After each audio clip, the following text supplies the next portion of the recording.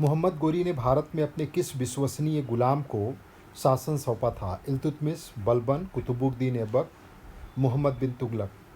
Answer है कुतुबुद्दीन ऐबक। कुतुबुद्दीन ऐबक को भारत में यल्दोज, जो उसके गुलाम थे, उसका सेनापति था, उसको गजनी का, और कुबाचा, उसे मुल्तान और सिंध का शासन कुतुबुद्दीन ऐबक ने सौंपा था। मोहम्मद गोरी ने भारत विजय के बाद प्रशासनिक कार्यों के लिए अपने गुलाम और सेनापति कुतुबुद्दीन ऐबक को भारत में नियुक्त किया था, और यही बाद में दिल्ली सल्तनत का संस्थापक बना, और यहीं पे इन्होंने गुलाम वंश की नींव रखी। तो क्या याद रखना है? भारत में शासन कुतुबुद्दीन ऐबक को, और यल्दोज को कहाँ दिया गया था? गजनी में। कुबाचा को सिंध और मुल्तान में कुतुबुद्दीन ऐबक के द्वारा प्रशासनिक व्यवस्था और प्रशासनिक कार्य करने के लिए नियुक्त किया गया था।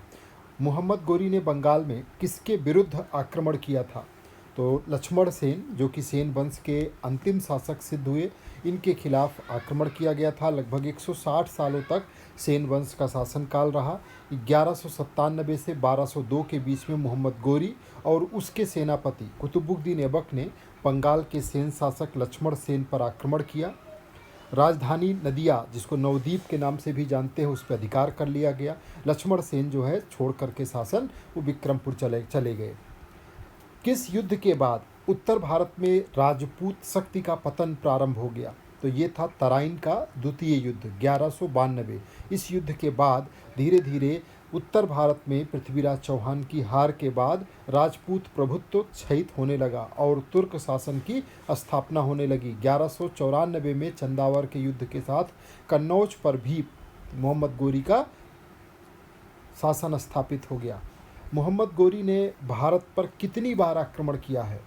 तो आंसर क्या होगा? 10 से ज़्यादा बार। महमूद गजनबी ने 17 बार हमला किया था, और ये 1175 से लेकर के 1206 के बीच में मोहम्मद गोरी ने भारत के मुल्तान, अहिलवाड़ा, तराइन, चंदावार, इस तरीके से लगभग 10 से ज़्यादा आक्रमण मोहम्मद गोरी ने भारत पर किए हैं। तराइन के पहले युद्ध में मोहम्मद गोरी की हार के बाद उसको कहाँ शरण मिली?